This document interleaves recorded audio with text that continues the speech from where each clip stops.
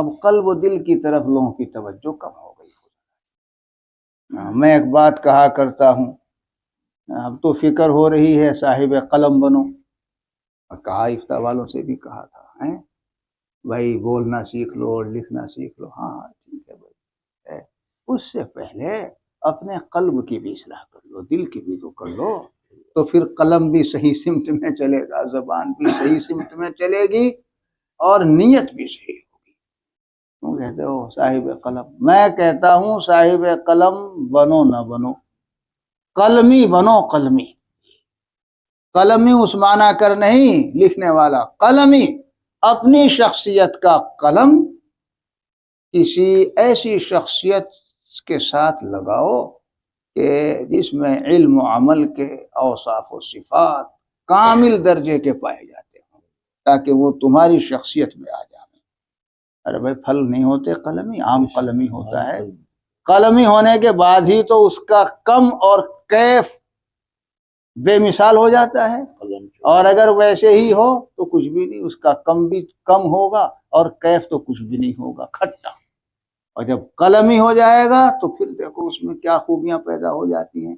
ہمارے حضرات اکابر دیوبند سب کے سب قلمی ہیں. اب خود رو ہیں تو خود رو میں تو کچھ بھی نہیں ہوتا، اب آم نکل آیا وہ ہو گیا، اتنی سی سے ہم بھی کہتے ہیں گاؤں کے لوگ، وہ بھی کھٹی. ہاں، اور قلمی وجود چھوٹا سا ہوگا اور پھل ماشاءاللہ ایسے ہوں گے. کم بھی اس کا کم میں بڑھا ہوا ہوگا، یعنی مقدار میں، اور کیف تو لاجواب ہوگا. ہمارے اکابر دیوبند حضرات صحابہ کرام قلمی ہیں، ان کی شخصیت کا قلم سرور دو عالم صلی اللہ علیہ وسلم کی شخصیت میں لگا.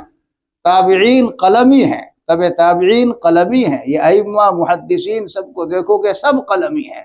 ہمارے اکابر دیوبند سب قلمی ہیں، اسی لیے ان کی شخصیت غضب کی ہے، ان کے کمالات کم میں بھی اور کیف میں بھی دیکھ لو کس طرح کے ہیں.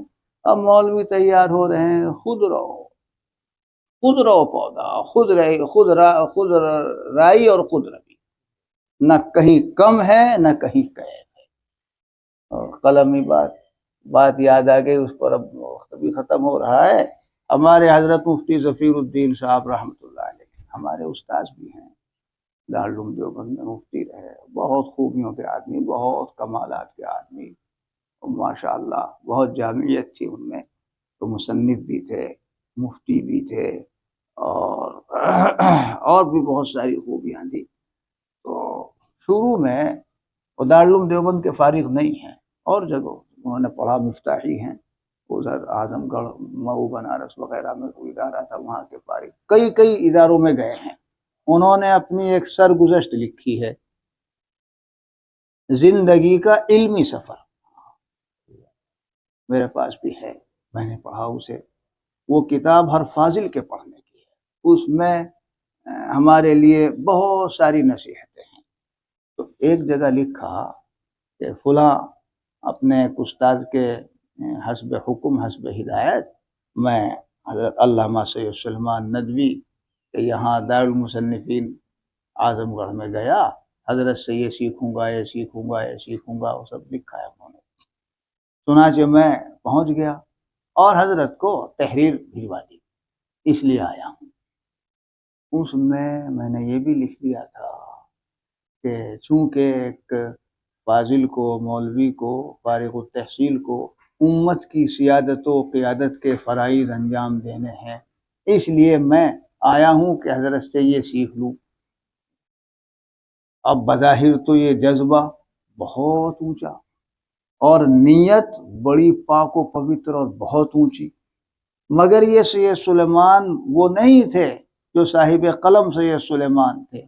یہ سید سلیمان اب قلمی ہو گئے تھے، ان کی شخصیت کا قلم لگ گیا تھا امت کے حکیم و ملت کے مجدد حضرت اقدس تھانوی قدس سرہ سے.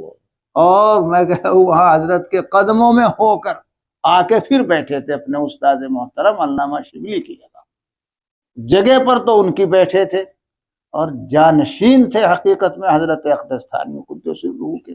ان کی تو بعد کی زندگی خود شاہد عادل ہے، پڑھ لے آدمی دیکھ لے گا. خیر ہو لیجیے.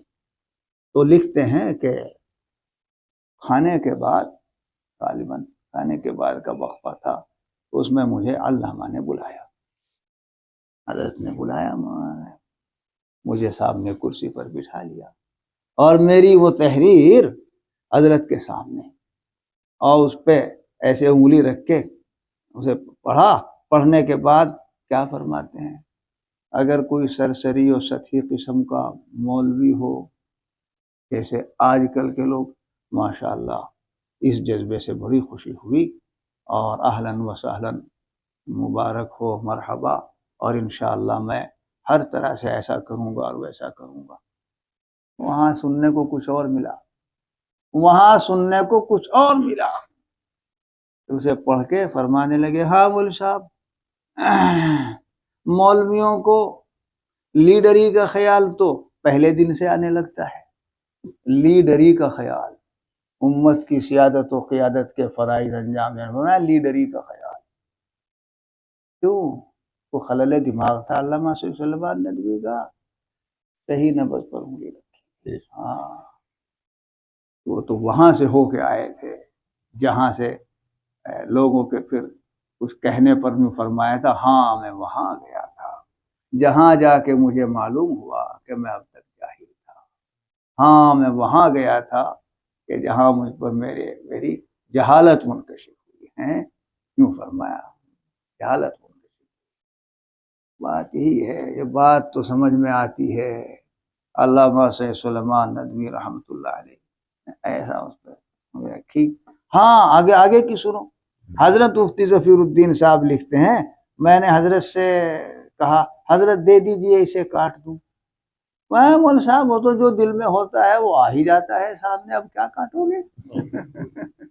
اب وہ یہیں سے تو کٹے گا، یہاں سے کٹنے کے لیے تو زندگی بہت مدت چاہیے، صحبت چاہیے یہاں سے کٹنے کے لیے۔